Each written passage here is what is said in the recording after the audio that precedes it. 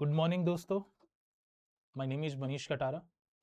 तो आज हम आरएस मेंस का जो मैनेजमेंट है, जिसका नया सिलेबस आया है, उसकी यूनिट 2 स्टार्ट करने वाले हैं। देखो, इससे पहले वाली आप क्लास देखना जिसमें हमने सिलेबस को डिस्कस किया था, है ना। हमने उसमें सिलेबस के हर पहलू को डिस्कस किया है कि क्या ऐड हुआ है, क्या डिलीट हुआ है, कैसे पढ़ना है, क्या करना है। तो आज हम उसकी एक यूनिट स्टार्ट करने जा रहे हैं, ठीक है। इस यूनिट का नाम है ऑर्गेनाइजेशनल बिहेवियर, यानी कि संगठनात्मक व्यवहार, ठीक है। इस यूनिट से हमने क्यों स्टार्ट किया, उसमें पहली यूनिट जो जनरल मैनेजमेंट है यानी कि सामान्य प्रबंधन है, इसका आपको लॉजिक आने वाली क्लासों में पता चलेगा, ठीक है। माना कि ये सारी चीजें इंटरलिंक्ड हैं, तो ऐसा कुछ नहीं है कि इसको पहले पढ़ लिया उसको पहले क्यों नहीं पढ़ा, उसके सीक्वेंस में मत जाइए आप, ठीक है। इसका लॉजिक आपको पता चल जाएगा। तो आज हम बात करते हैं कि आज की क्लास में हम क्या पढ़ने वाले हैं। तो आज की क्लास में हम संगठनात्मक व्यवहार यानी कि ऑर्गेनाइजेशनल बिहेवियर और इसके 3 टॉपिक कंप्लीट करेंगे हम। एक तो इसका स्कोप यानी इसका क्षेत्र, नेचर एंड मॉडल्स यानी कि इसकी क्षेत्र, प्रकृति एवं मॉडल। अपन बहुत ही सिलेबस को स्ट्रिक्ट होकर चलेंगे, बिल्कुल सिलेबस जो है उस हिसाब से चलेंगे। लेकिन चूंकि आरपीएससी अभी यूपीएससी की तर्ज पे पेपर बनाना स्टार्ट कर रही है, उसकी तर्ज पे जा रही है, तो हम इस सब्जेक्ट को, जैसा कि हमने पहले भी डिस्कस किया है, ना केवल एक एग्जाम क्रैक करने की तरह बल्कि एक होलिस्टिक अप्रोच की तरह पढ़ना पसंद करेंगे। यानी कि इस सब्जेक्ट में हम सबसे पहले कॉन्सेप्ट भी पढ़ेंगे, थ्योरी भी पढ़ेंगे और लास्ट में आपको क्वेश्चंस मिलेंगे जो आपको अगली क्लास में आने से पहले लिखना है, मतलब आंसर राइटिंग साथ के साथ में करनी है। ऐसा नहीं है हमें हर टॉपिक के बाद आंसर राइटिंग करनी है आपको। ये नहीं कि सब्जेक्ट खत्म हो जाएगा तब आपको क्वेश्चंस दिए जाएंगे तब आप आंसर राइटिंग करोगे, ठीक है। तो आंसर राइटिंग हमेशा टॉपिक के साथ ही होती है। टॉपिक खत्म होगा उसके साथ साथ आपको क्वेश्चंस मिल जाएंगे। आपको नेक्स्ट क्लास तभी स्टार्ट होगी जब आप सारे उसकी आंसर राइटिंग करके हमें सबमिट करवा दोगे, ठीक है। तो स्टार्ट करें, तो स्टार्ट करते हैं। देखो, एक आपको इसमें दिख रहा है, ये फिगर दिख रहा है, इसमें क्या लिख रखा है, द ऑफिस स्क्वायर। तो सबसे पहले अपन ये समझते हैं कि हम इसमें पढ़ने क्या वाले हैं, ये है क्या, ये जो नया टॉपिक इसमें ऐड हुआ है। देखो, किसी भी टॉपिक की अगर हमको शुरू में ही भूमिका पता चल जाए, है ना, उसका मतलब पता चल जाए, तो आधा सा वो कवर हो जाता है और लोड किसी को नहीं लेना। मैनेजमेंट सब्जेक्ट मैंने पहले भी बताया है, इसको सब्जेक्ट की तरह पढ़ो ही मत, ये आपका बिल्कुल व्यवहारिक ज्ञान है। आप इसको जैसे ऑर्गेनाइजेशनल बिहेवियर, संगठनात्मक व्यवहार, ये आपने टॉपिक का नाम पढ़ लिया। कुछ लोगों की अप्रोच होती है कि नहीं यार, एग्जाम के हिसाब से ये तो कोई नया टॉपिक है, इसको रट लो, ये कर लो, वो कर लो, बस मेरे नंबर आने चाहिए। ठीक है, कुछ लोगों के लिए ये स्ट्रेटेजी ठीक हो सकती है, जिनको आसानी से जो रट लेते हैं, है ना, या जिनका काम ही है ये। लेकिन इससे ऊपर नीचे कोई चीज आ गई, आपको उस टॉपिक की समझ नहीं है, तो आप फिर उसमें बहुत अच्छा परफॉर्म नहीं कर पाओगे। क्योंकि आपको लिखना है, मेंस का टॉपिक है, आंसर राइटिंग है, तो आपको मार्क्स आना इंपॉर्टेंट है, ठीक है। आप एक अच्छा आंसर तभी लिख पाओगे जब आपको उस टॉपिक की नॉलेज होगी कि ठीक है ये तो टॉपिक का नाम है, लेकिन इसके पीछे क्या हुआ था, अभी क्या, इसमें क्या गुंजाइश है, मतलब उस टॉपिक की आपको एक अच्छी समझ हो।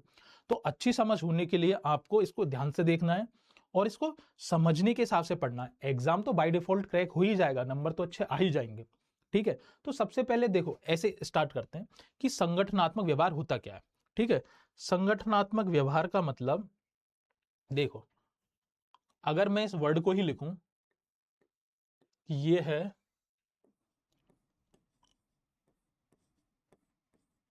संगठनात्मक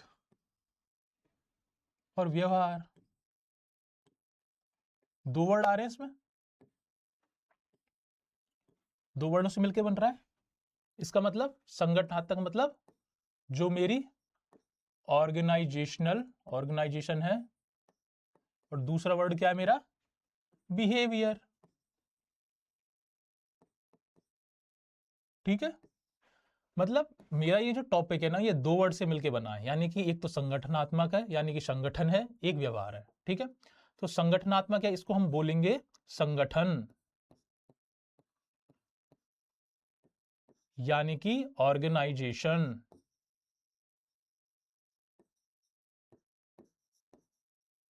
ठीक है। व्यवहार क्या हो गया आपका, बिहेवियर।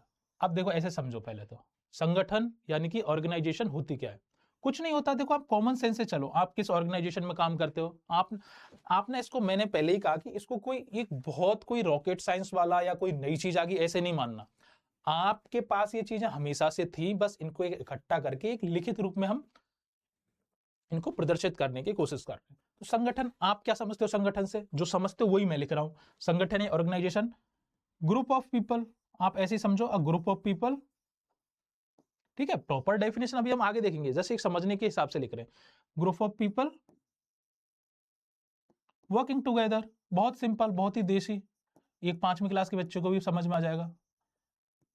जैसे आप जहां पे भी काम करते हो वहां आप ऐसा तो नहीं अकेले अकेले इंसान हो, उससे ही एक ऑर्गेनाइजेशन बन गई, दो या दो से ज्यादा कुछ कुछ लोग तो होंगे, तो बस वो जो साथ में सब काम कर रहे हैं वही हमारा संगठन हो गया, ऑर्गेनाइजेशन। यानी कि लोगों का साथ कार्य करने वाले, साथ कार्य करने वाले, ये आगे सब आपको ना पूरे नोट्स और ये सब इस पे मिल जाएगा, है ना, ये सिर्फ समझने के लिए। ठीक है, साथ कार्य करने वाले लोगों का समूह।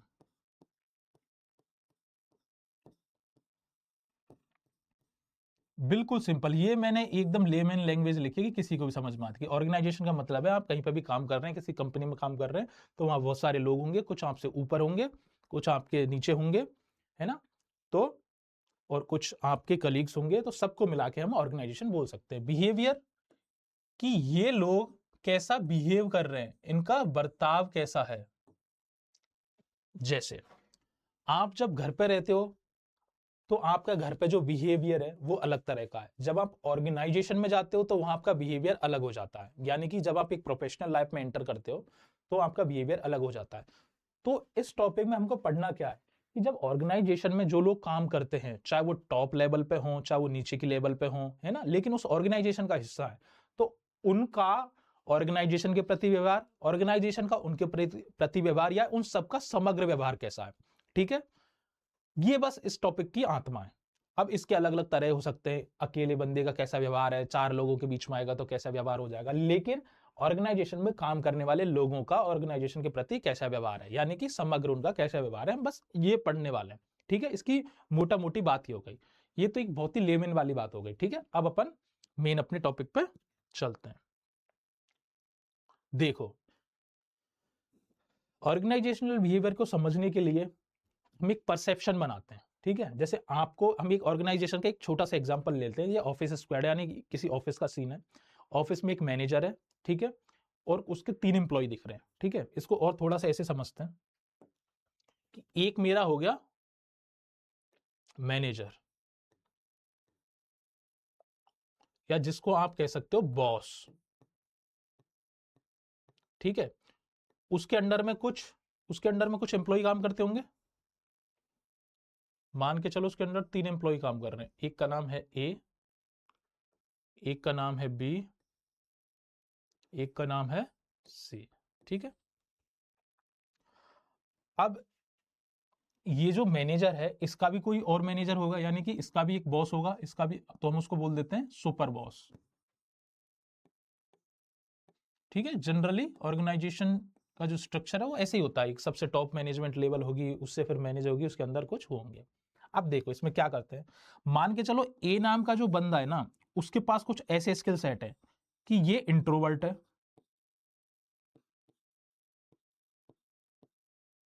यानी कि अंतर्मुखी है ना, मैं हिंदी और इंग्लिश दोनों में बोल रहा हूं, ये नहीं कि इंट्रोवर्ट लिख दिया तो बिल्कुल ही, इतना आपको आना चाहिए, आपके मेंस में इंग्लिश सब्जेक्ट भी है ना, तो उसके साथ साथ इसकी भी प्रैक्टिस हो रही है। तो इंट्रोवर्ट मतलब अंतर्मुखी, ऐसा बंदा जो अपने आप में रहना पसंद करता है, जो जैसे भीड़ है या ग्रुप है उसमें रहना ही पसंद नहीं करता, उसको मजा ही नहीं आता, उनके साथ इंटरेक्ट ही नहीं कर पाता, अपने आप में पसंद करता है। इंट्रोवर्ट है लेकिन एफिशिएंट है वर्क में।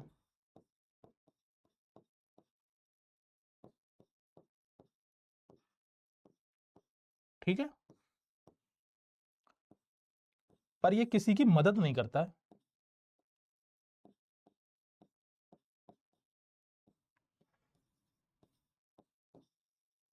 क्यों नहीं करता है? क्योंकि इसे मिलना जुलना पसंद ही नहीं है भाई, ये चार लोगों के बीच में बैठ के बात ही नहीं कर सकता। तो इंट्रोवर्ट अपने आप में रहता है, इंटेलिजेंट है, काम को समय से पूरा कर देता है। ठीक है, लेकिन वो किसी की मदद कोई मांगता है तो नहीं, क्योंकि उससे साई नेचर है इसलिए, है ना, ऐसा नहीं करना नहीं चाहता, लेकिन करना चाहे भी तो उसका नेचर उसको करने नहीं देता। जो बी नाम का एम्प्लॉय है उसके साथ ये सीन है कि ये एक्सट्रोवर्ट है,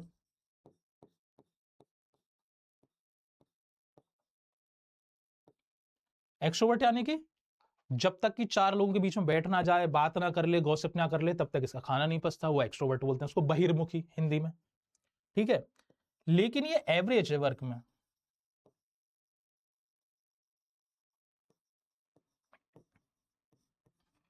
एवरेज क्यों वर्क में? क्योंकि इसका आधा सा टाइम, बहुत सारा टाइम तो बात करने में, इधर उधर घूमने में निकल जाता है। वो भी बात नहीं है, वो इनहेरेंटली एवरेज है वर्क में, बहुत अच्छा काम नहीं करता, लेकिन ये मदद के लिए हमेशा तैयार होता है।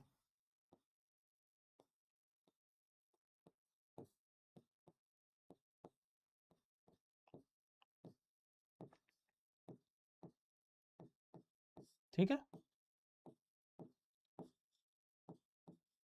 जो तीसरे टाइप का एम्प्लॉय है,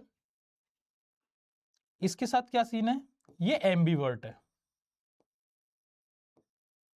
एम्बीवर्ट का क्या मतलब होता है? ना तो इंट्रोवर्ट ही है, एक्सट्रोवर्ट, मतलब दोनों का मिक्सचर है, मतलब सेलेक्टिवली, मतलब कुछ कुछ लोग जो इसको अच्छे लगते हैं, जिनके साथ इसकी बनती है, उनके साथ तो ये एक्सट्रोवर्ट हो जाता है, मतलब एकदम बढ़िया से बात करेगा, और कुछ लोग जो इसको पसंद नहीं है, उनको बिल्कुल कट ऑफ कर देता है, यानी कि उनसे बिल्कुल भी बात करेगा ही नहीं, है ना। तो ये ऐसा है कि किसी किसी के साथ तो किसी किसी के साथ तो इंट्रोवर्ट है, किसी किसी के साथ एक्सट्रोवर्ट है, ठीक है। काम को लेके ये बिल्कुल ही अनएफिशिएंट है, इससे काम नहीं होता, ठीक है, काम चला हुआ। नॉन एफिशिएंट ही बोल लो इसको ना, एफिशिएंसी इसकी बिल्कुल नहीं है, बस चल रहा है काम। मदद मूड के ऊपर डिपेंड करता है, भाई खुद को इतना नहीं आता, लेकिन जो चीज आती है तो कूद के चला जाता है, नहीं ये तो मैं ही बताऊंगा, और जब नहीं आता तो चुपचाप बैठ जाता है, तो उसका मूड कैसा है उस पर डिपेंड करता है। अब देखो, एक ऑर्गेनाइजेशन है, ये जो मैनेजर है, ये बड़ा, इसका नेचर कैसा है? बड़ा काम नेचर है ना, बड़ा शांत स्वभाव का है, ठीक है, हेल्पफुल है। और इसका सुपर बॉस है, ये बहुत ही एरोगेंट है और थोड़ा सा स्ट्रिक्ट है। अब देखो ये एग्जांपल दिया क्यों है, ये किसी कंपनी का सिनेरियो मान के चलो, वहां सुपर बॉस से लेके उसके नीचे तक एम्प्लॉई है, और आपने सबके ट्रेट देखे, यानी कि सबके गुण देखे, कोई गुस्से वाला है ना, कोई स्ट्रिक्ट है, कोई काम, मतलब नेचर में बहुत शांत है, मदद करना पसंद है, और इसके नीचे 3 एम्प्लॉई हैं जिन तीनों का बिहेवियर एक तीनों से बिल्कुल अलग है। अब आप समझो, क्या ये रियल लाइफ सिचुएशन है? जब किसी आप कंपनी में काम करते हो, या किसी ऑर्गेनाइजेशन में काम करते हो, किसी संगठन में काम करते हो, तो ऐसा जरूरी तो नहीं है वहां सभी लोग एक जैसे ही मिलेंगे। वहां पे भी छोड़ो, आप रियल लाइफ में भी देखोगे तो हर कोई इंसान का नेचर सेम नहीं हो सकता ना। 2 भाई हैं, 2 बहनें, उनका भी नेचर तो सेम नहीं हो सकता ना। लेकिन एक कंपनी होने के नाते, एक संगठन होने के नाते इनको काम करना है और अपनी लॉयल्टी रखनी है, मतलब आउटपुट देना है कंपनी के प्रति, ठीक है। अब इनके सबके नेचर अलग, लेकिन इन सबको साथ में काम करना है, तो इनका एक दूसरे के प्रति क्या सामंजस्य होगा, इनकी परफॉर्मेंस का मेरी ऑर्गेनाइजेशन पे क्या इफेक्ट पड़ेगा, इनको कैसे काम करवाया जाए, इन सबसे इनको कैसे कंट्रोल किया जाए, इनको कैसे मोटिवेट किया जाए, ठीक है, इनके कॉन्फ्लिक्ट्स को कैसे मिटिगेट किया जाए, ठीक है। यही सब तो स्टडी है ऑर्गेनाइजेशनल बिहेवियर की, कि एक ही ऑर्गेनाइजेशन में 10 लोग हैं, तो 10 के 10 के नेचर अलग हैं, कोई गुस्से वाला है, कोई शांत है, कोई मीडियम है, तो उन सबको साथ लेके चलना है, उन सबके झगड़े भी सुलझाने हैं, उनसे काम भी करवाना है, उनको मोटिवेट भी रखना है, उनको उनके हिसाब से इज्जत भी देनी है, ठीक है, उनको छुट्टियां भी देनी है। तो इन सब में सामंजस्य बैठाना मेरा ऑर्गेनाइजेशनल बिहेवियर है, ठीक है। अब जैसे मान के चलो, इन तीने ये अपने आप में जब अलग काम करता है ना, जैसे मैंने इसको इस मैनेजर ने इसको एक टास्क दी, कोई टास्क, ठीक है, जब ये अकेला इस टास्क को कर रहा है तो बड़ी मजे से कर रहा है, ना किसी कोई मतलब, कान में गाने लगाए, इंट्रोवर्ट है, मस्त एकदम काम किया, ना किसी ने मदद मांगी, मदद नहीं की, और टाइम से पहले अपने घर चला गया कि मेरा काम हो गया। एक टास्क इसको दी तो ये तो बातचीत करने में निकाल गया, इसका समय से काम पूरा नहीं हुआ। एक टास्क इसको दी, वो काम इसको आता ही नहीं था, तो ये इस काम को ही नहीं कर पाया, टाइम तो बाद की बात है, ठीक है। तो ये तीनों कर रहे थे, तो उस मैनेजर की नजर में अगर मैं इंडिविजुअल इनकी आइडेंटिटी देखूं, यानी व्यक्तिगत तौर पे देखूं, तो सबसे अच्छा काम ये कर रहा है, काम भी अच्छा कर रहा है, समय से भी कर रहा है, और किसी से ना कोई झगड़ा ना कुछ। व्यक्तिगत तौर पे ये ठीक है, हमारे एचआर डिपार्टमेंट के लिए अच्छा है, सबसे मेलजोल बढ़ाता है, कोई भी इवेंट होता है मेरी कंपनी में सबसे आगे ये रहता है, क्लाइंट्स आते हैं उनसे अच्छी तरह से बात कर लेता है, ठीक है, मेरी सेल्स को बढ़ाता है, ठीक है। हो सकता है कभी कभी जो टास्क देता है उसको काम को समय से पूरा नहीं करता, लेकिन सबका चहेता है, मतलब सबकी नजरों में सबको इसको नाम पता है, इनफैक्ट दूसरी ऑर्गेनाइजेशन तक के लोग इस बंदे को जानते हैं क्योंकि सबसे मिलता जुलता रहता है। तो ये भी मेरी कंपनी के लिए एक असेट्स है किसी दूसरे मायने में। एक तीसरा बंदा है जो एम्बीवर्ट है, लेकिन ये मान के चलो कि किसी तरह से एक ओवर क्वालिफाइड बंदा था जो मेरी कंपनी में आ गया, ठीक है, हायरिंग के टाइम पे हमने क्वालिफिकेशन देखी, बहुत अच्छा इंटरव्यू आ गया, लेकिन इसको यहाँ अच्छा नहीं लगता, यानी कि ये यहाँ मोटिवेट नहीं रहता, इसे लगता है कि इसकी जगह कहीं और होनी चाहिए, लेकिन इसको यहाँ काम करना पड़ रहा है, तो शायद उस वजह से ये इतना इंटरेस्ट नहीं लेता, इसलिए इसका मूड खराब रहता है, ये थोड़ा सा डिप्रेसिंग रहता है, इसलिए इसकी एफिशिएंसी नहीं निकलती, ठीक है। ये तीनों की व्यक्तिगत आइडेंटिटी हो गई, या ये तीनों की व्यक्तिगत पहचान हो गई कि जब इनको अलग अलग तरह से हायर किया गया था तब ये तीनों को व्यक्तिगत आइडेंटिटी ये थी। अब मान के चलो एक नया काम आता है, मैनेजर के पास एक नया काम आता है, उस काम में इसको 3 लोगों की जरूरत है, ठीक है, इस मैनेजर को 3 लोगों की जरूरत है एक साथ, मतलब एक ग्रुप टास्क आई है इनके लिए, ठीक है, एक ग्रुप टास्क आई है। उस ग्रुप टास्क में क्या इसको 3 लोगों की जरूरत है, एक 3 लोगों का ग्रुप बनाना जिससे काम करवाना। तो इस मैनेजर ने क्या किया कि भाई ए, बी और सी तुम तीनों को ना एक टास्क है जिस पर मिलकर काम करना है। अब आप देखो तीनों अलग अलग नेचर के बंदे हैं और तीनों को अब साथ में काम करना है, तो हो सकता है कि वो ये तीनों आपस में ही लड़ लें, हो सकता है इन तीनों में आपस में और गहरी दोस्ती हो जाएगी, अभी तक तो इंटरेक्शन बहुत होता नहीं था, हो सकता है ये तीनों मिलकर उस काम को ही ना कर पाए, हो सकता है उन तीनों जब मिलकर काम कर रहे हो तो अकेला यही काम कर रहा हो या दोनों बैठे हो, या हो सकता है ये इस बात से गुस्सा हो जाए कि ये बिल्कुल काम नहीं करता, इसे कम आता है, मैं ही क्यों करूं, कुछ भी हो सकता है। जैसे आप कॉलेज वगैरह में जब प्रोजेक्ट्स बनाते थे तो 4 लोगों का ग्रुप है, तो उसमें से बनाता एक ही था, बाकी 3 तो कुछ कर रहे हैं कि मैं तो सामान ले आऊंगा, मुझे ये नहीं आता है ना, वहां यही वाली बात आ जाती है कि मैं ही क्यों करूं। कायदे से तीनों को बराबर करना चाहिए, पर और कोई एफिशिएंट नहीं है तो किसी से काम ढंग से नहीं होता, कोई ज्यादा काम कर देता है। तो बस इन तीनों को ही उस ग्रुप टास्क के अंदर जो इनका बिहेवियर होगा वही तो इनका ग्रुप बिहेवियर होगा, यानी कि इसकी इंडिविजुअल क्या बिहेवियर करता है ये अपनी एक आइडेंटिटी हो सकती है, लेकिन जब इसको ग्रुप में रखा जाएगा तो ये कैसे व्यवहार करेगा, हो सकता है ये व्यक्तिगत तौर पे कैसा भी हो, लेकिन अभी इसको मेहनताना मिलना यानी कि सैलरी मिलनी है, सैलरी मिलेगी इस ग्रुप टास्क के बेसिस पर, कोई प्रोजेक्ट आया तो ये ना चाहते हुए भी इसको जो लोग पसंद हैं या नहीं है उसको उनके साथ काम करना पड़ेगा। इंट्रोवर्ट नेचर होते हुए भी इसको इनसे बात करनी पड़ेगी। तो सेम बंदा था लेकिन एक उसकी ग्रुप की वजह, ग्रुप यानी कि जब उसको अलग तरह की टास्क मिली तो उसका नेचर चेंज हुआ। तो यानी कि इसमें हम ये भी स्टडी करेंगे कि एक बंदा व्यक्तिगत तौर पे क्या नेचर रखता है, जब ग्रुप में रखते हैं तो क्या नेचर रखता है, और एज अ होल ऑर्गेनाइजेशन वो क्या नेचर रखता है, बस यही तो स्टडी कर रहे हैं, तो इसके लिए एग्जाम्पल है। अच्छा अब चलते हैं हम अपने उस पर, तो आपको ऐसे ही समझना, ये वही एग्जाम्पल हुआ। अब आपको अगर मैनेजमेंट सब्जेक्ट को समझना है या ऑर्गेनाइजेशनल बिहेवियर सब्जेक्ट को समझना है तो आपको ना शुरू में एक अपना वो बनाना पड़ेगा, है ना, एक अपने आप को कुछ भी मान लो आप, या तो आप अपने आप को मैनेजर मानो या आप अपने आप को एम्प्लॉय मानो, चॉइस इज यूअर्स। एक बार जो आपने मान लिया आप पूरे सब्जेक्ट में चेंज नहीं करोगे। अब ये डिपेंड आप करता है कि आप मैनेजर बनना चाहते हो आगे चल के या किसी की नौकरी करना चाहते हो। मैं सजेस्ट करूंगा कि मैनेजर बनना चाहते हो, जब आप एक आरएएस ऑफिसर बन जाओगे तो वो भी तो एक मैनेजर ही है, उसको भी तो एडमिनिस्ट्रेटिवली मैनेज करना, तभी तो हम ये पढ़ रहे हैं। तो आप अपने आप को मैनेजर मान के सब्जेक्ट को पढ़ना कि अगर मैं मैनेजर होता तो किस तरह से मैनेज करता। आप किसी भी टॉपिक को समझ रहे हो या जब आंसर राइटिंग करो तो अपने आप को मैनेजर मानते हुए कि मैं मैनेजर हूं तो मुझ में वो मैनेजमेंट वाली स्किल होनी चाहिए। और जिन लोगों को लगता है वो नहीं है तो फिर वो एम्प्लॉइंग है, लेकिन ये नहीं होना चाहिए, अपने आप को मैनेजर मान के सब्जेक्ट को पढ़ना। ठीक है, ये ओवरव्यू हो गया, ये थोड़ी सी हमारी फाउंडेशन हो गई कि ये हम क्या सब्जेक्ट, क्या टॉपिक है, क्या पढ़ने वाले हैं, कैसे पढ़ने वाले हैं, क्या अपने को प्रीफेस मानना है। अब हम थोड़ी सी जो किताबी चीजें हैं या थोड़ी सी जो हमको आंसर राइटिंग में काम आएंगी, अब उनकी तरफ हम बढ़ते हैं। ठीक है, ये हो गया। ठीक है, ये समझ में आया, कोई भी डाउट होगा आप पूछेंगे। चलो स्टार्ट करते हैं। व्हाट इज ऑर्गेनाइजेशनल बिहेवियर, यानी कि संगठनात्मक व्यवहार क्या है। क्लास बाइलिंगुअल रहेगी, हिंदी में भी रहेगी, इंग्लिश में भी रहेगी। हर शब्द को इंग्लिश हिंदी दोनों में बोला जाएगा। लिखा भी इंग्लिश और हिंदी में है।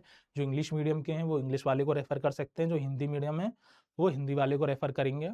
और मैं सजेस्ट करूंगा कि आप दोनों को पढ़ो, ताकि आपको कुछ ऐसी टर्मिनोलॉजी होती है जो बहुत ही टिपिकल होती है, तो आपको इंग्लिश और हिंदी दोनों में पता हो। ठीक है, बाकी दोनों मीडियम्स को मैं एक्सप्लेन जो कर रहा हूँ, बोल भी रहा हूँ, वो भी इंग्लिश में भी हिंदी में भी दोनों साथ में बोल रहा हूँ। ठीक है, कोई दिक्कत हो तो आप पूछ सकते हैं। देखो, organisational behaviour is the study of how individual and groups interact within an organisation. अभी अभी हमने देखा कि जो संगठनात्मक व्यवहार है वो इस बात का अध्ययन है कि व्यक्ति और समूह किसी संगठन के भीतर कैसे बातचीत करते हैं। यानी कि अभी जो हमने एग्जाम्पल लिया था उसमें व्यक्ति एज अ इंडिपेंडेंट, और जब उनको ग्रुप बना गया तो आपस में किस तरह से इंटरेक्ट कर रहे हैं। एक ऑर्गेनाइजेशन में एम्प्लॉय होंगे ही होंगे, तो वो आपस में किस तरह से इंटरेक्ट कर रहे हैं, वही ऑर्गेनाइजेशनल बिहेवियर है। And how these interaction affect an organisation's performance towards its goal और गोल्स। यानी कि चलो उनका इंटरेक्शन जिस भी तरह का रहा है, लेकिन ये जिस ऑर्गेनाइजेशन के लिए काम कर रहे हैं, तो वो ऑर्गेनाइजेशन का, हर ऑर्गेनाइजेशन का कोई ना कोई गोल होता है। कोई किसी चीज के लिए काम कर रही है, कोई वेलफेयर में काम कर रही है, कोई अपना बिजनेस बढ़ाने के लिए काम कर रही है, जिसका जो भी उद्देश्य है, तो उस पर क्या इफेक्ट पड़ रहा है इनके इंटरेक्शन का। यानी कि ये जो बातचीत हो रही है इनके बीच में, किसी संगठन के लक्ष्य या लक्ष्य के प्रदर्शन को कैसे प्रभावित करती है। मतलब जब बहुत सारे लोग आपस में इंटरेक्ट कर रहे हैं, इंटरेक्ट का मतलब सिर्फ बातचीत से ही नहीं है, उनके कामों को भी एक दूसरे से साझा करने से, उनके समन्वय से। तो जिस ऑर्गेनाइजेशन में वो काम कर रहे हैं, तो क्या उनका जो एम था, वो गोल था, वो फुलफिल हो पा रहा है, या वही एडवर्स इफेक्ट डाल रहे हैं, या वही उस पर उल्टा इफेक्ट डाल रहे हैं। तो the field examines the impact of various factors on the behavior within an organization। यानी कि जो यह क्षेत्र है किसी भी संगठन के भीतर व्यवहार पर विभिन्न कारकों के प्रभाव की जांच करता है। तो मोटा मोटी हम क्या बात कह सकते हैं कि ऑर्गेनाइजेशनल बिहेवियर क्या चीज हुई। एक ऑर्गेनाइजेशन है जो अभी हमने देखा, जिसके अंडर एम्प्लॉय काम करते हैं। उस ऑर्गेनाइजेशन में ये एक दूसरे के साथ किस तरह से सामंजस्य स्थापित कर रहे हैं, और इनके एक दूसरे के इंटरेक्शन से जो मेरी कंपनी है उसके गोल पे, उसका जो उद्देश्य है, उस पर क्या फर्क पड़ रहा है। ठीक है, इन सब की स्टडी ही मेरी ऑर्गेनाइजेशनल बिहेवियर है, यानी मेरी संगठन का व्यवहार है। ठीक है, आई बात समझ में? समझ में नहीं आए तो आप पूछ सकते हैं। ठीक है, चलो अब अगर इसकी डेफिनेशन बतानी हो तो कि परिभाषा क्या है, तो समझने वाली बात चीज होगी। अब परिभाषा की बात करते हैं। तो हमारे स्टीफन पी रॉबिन्स साहब हैं, स्टीफन पी रॉबिन्स, उन्होंने इसकी डेफिनेशन दी है कि organisational behaviour is a field of study. ठीक है, यानी कि जो संगठनात्मक व्यवहार है वो एक क्षेत्र है that investigate the impact that individuals, ये हमेशा ध्यान रखना। देखो जब भी बात होगी इंडिविजुअल्स की, ग्रुप की और ऑर्गेनाइजेशनल स्ट्रक्चर की, have on behaviour within the organisation for the purpose of applying such knowledge towards improving an organisational effectiveness. यानी कि संगठन के भीतर व्यवहार पर जो व्यक्ति हैं, यानी कि इंडिविजुअल्स हैं, ग्रुप्स हैं, समूह हैं, और संगठनात्मक संरचना के प्रभाव की जांच करता है। इस तरह के ज्ञान को एक संगठनात्मक प्रभावशाली में सुधार करने के उद्देश्य से, यानी कि इन सब का, चाहे इंडिविजुअल हो, एक व्यक्ति हो, चाहे समूह हो, उस सब का, उस संगठनात्मक संरचना का जो गोल है उसमें किस तरह से सुधार करेगा, यही इसकी परिभाषा है। यानी कि हमको इसको, अभी जो हम बात कर रहे थे कि इन सब की सामंजस्य का ऑर्गेनाइजेशन के गोल पे क्या फर्क पड़ेगा, तो उस गोल पे कंस्ट्रक्टिव प्रभाव पड़ना चाहिए। कंस्ट्रक्टिव का मतलब संरचनात्मक प्रभाव पड़ना चाहिए, यानी कि वो ग्रोथ की ओर जानी चाहिए। ऐसा नहीं कि आपके इंटरेक्शन की वजह से, आपके व्यवहार की वजह से आपकी कंपनी, आपकी ऑर्गेनाइजेशन डूबने लग जाए। ठीक है, वो भी एक तरीका हो सकता है, लेकिन फिर वो इसकी डेफिनेशन में नहीं आएगा। ठीक है, अब आपके सिलेबस में है ऑर्गेनाइजेशनल बिहेवियर का स्कोप ऑफ ऑर्गेनाइजेशनल बिहेवियर, यानी कि संगठनात्मक व्यवहार के क्षेत्र क्या है। ठीक है, ये आपके सिलेबस का हिस्सा है। देखते हैं क्या है। तो देखो, proper understanding of organizational behavior can result in many positive effects on the organization and its employee। ठीक है, यानी कि जो संगठनात्मक व्यवहार की उचित समझ से संगठन और उसके कर्मचारियों पर कई सकारात्मक प्रभाव पड़ सकते हैं। यानी कि अगर कोई ढंग से उस ऑर्गेनाइजेशन के बिहेवियर को समझ ले तो हम उस ऑर्गेनाइजेशन की एफिशिएंसी को, क्रियाशीलता को, है ना, हम उसकी उत्पादकता को बढ़ा सकते हैं, क्योंकि अब हमें उनका नेचर समझ में आ गया कि उसमें एम्प्लॉय किस तरह से काम कर रहे हैं, उनका आपस में क्या व्यवहार है। ठीक है, उसका पॉजिटिव इफेक्ट पड़ेगा। It also studies how people behave in and around the work space. इससे यह भी पता चलेगा कि जो लोग हैं वो कार्यस्थल यानी जहां काम कर रहे हैं और उसके आसपास कैसे व्यवहार करते हैं। हो सकता है जब वो आपके कार्यस्थल पर बैठे तो बहुत अच्छी अच्छी बातें करते हो, लेकिन जैसे वहां से बाहर गए, ठीक है, तो उसी के बारे में नेगेटिव बातें करते हैं, तो इससे ये भी पता चलेगा। However, when we talk about the scope of organization behavior, it extends to only 3 significant concepts।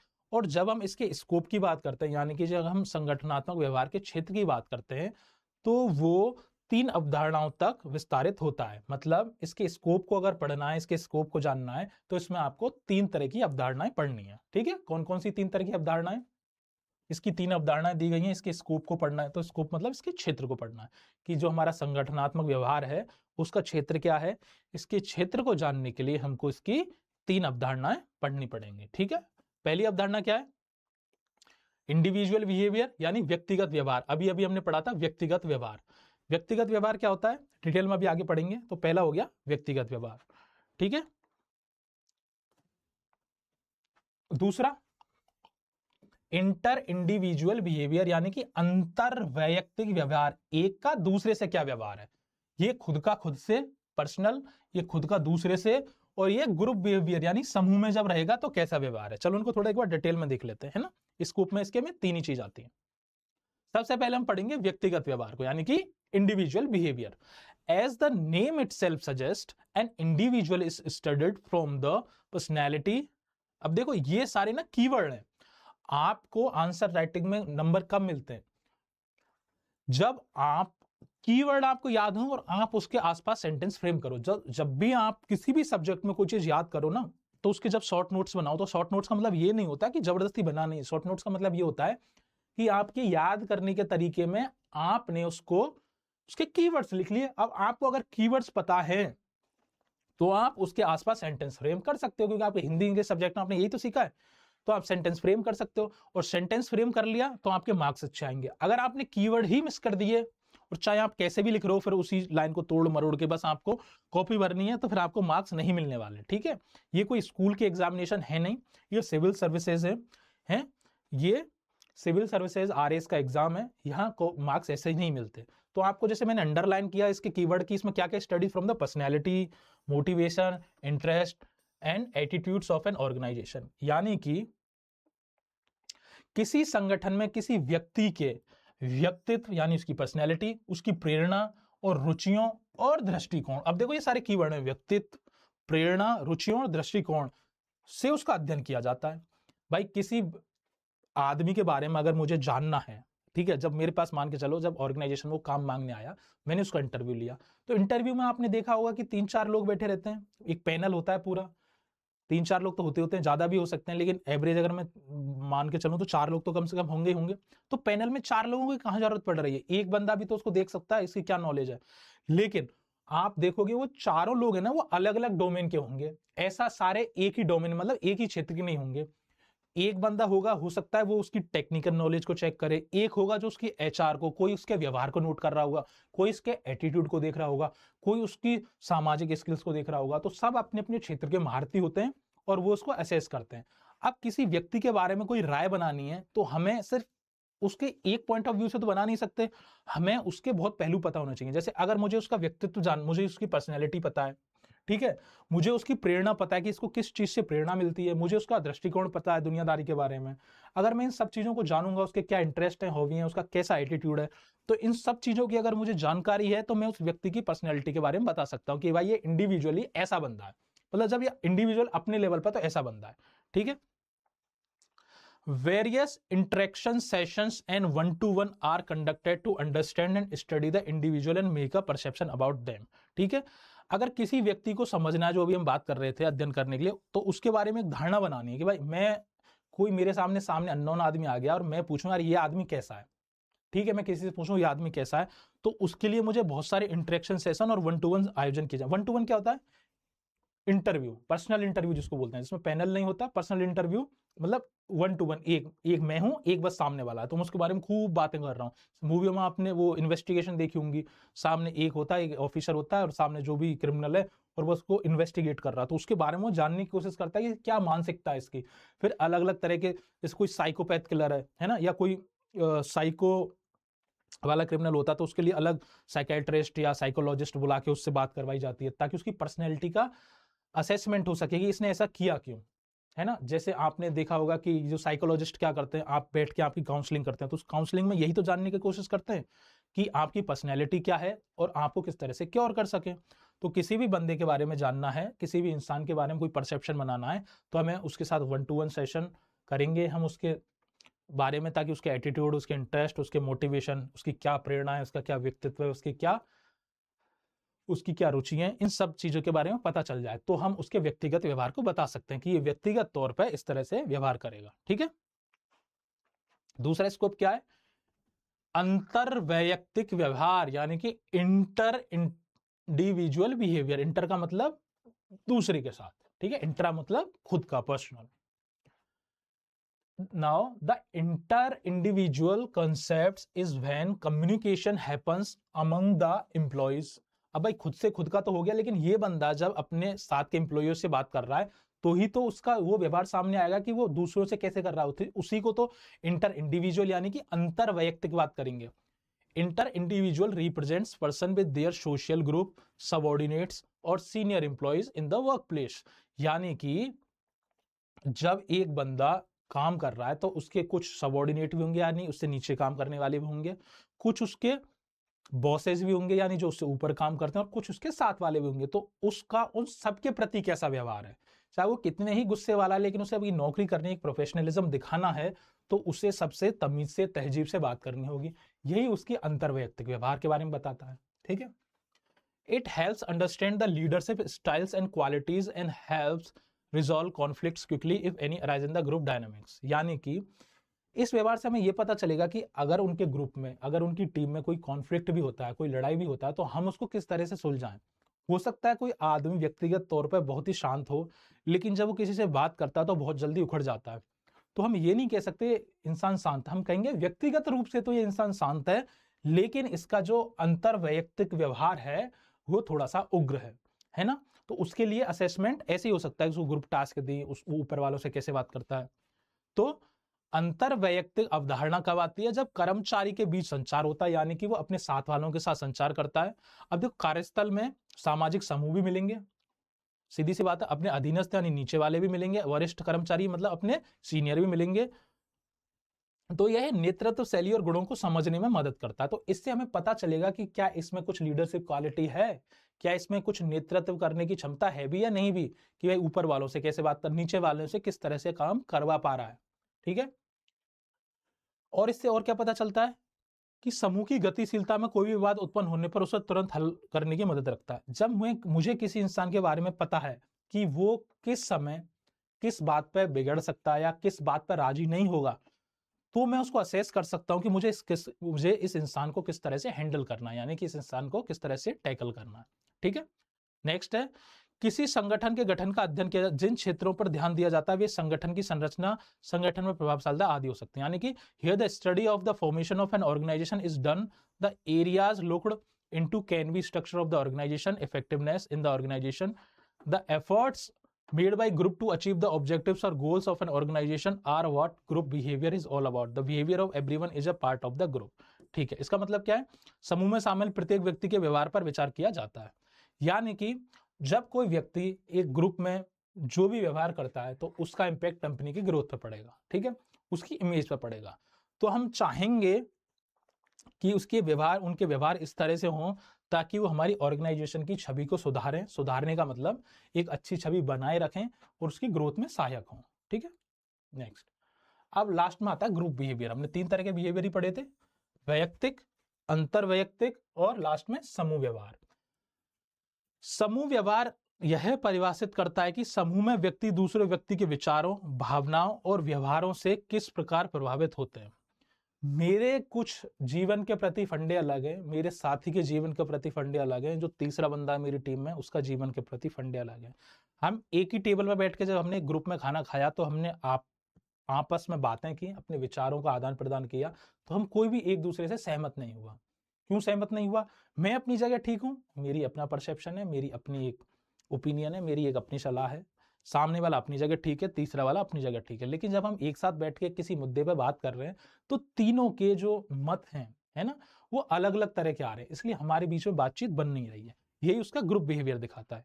समूह किसी विशेष समूह में फिट होने के लिए लोगों के सामाजिक व्यवहार को प्रभावित कर सकते हैं, इसे समूह अनुरूपता के रूप में जाना जाता है।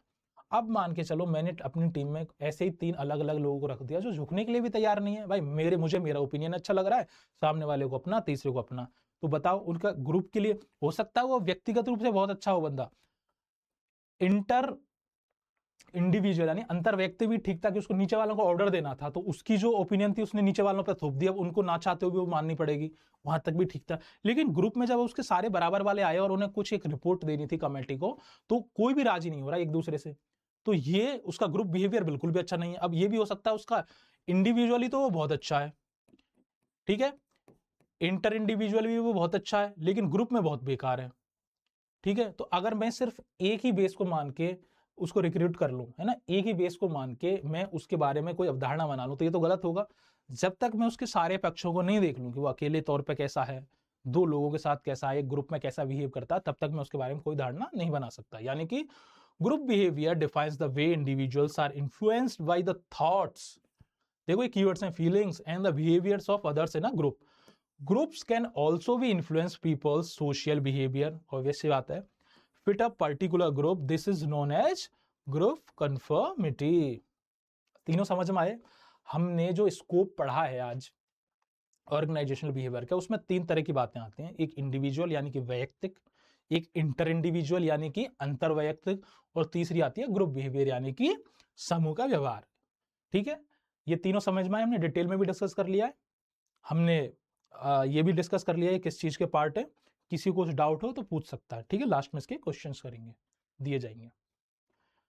तो हमारी इसकी जो यूनिट का पहला जो टॉपिक था द स्कोप, है ना, स्कोप ऑफ ऑर्गेनाइजेशनल बिहेवियर यानी कि उसका संगठनात्मक जो मेरी जो व्यवहार है उसका क्षेत्र क्या है, वो हमने पूरा कर लिया है। दूसरी इसमें यूनिट आती है nature of the organisation behaviour यानी कि संगठनात्मक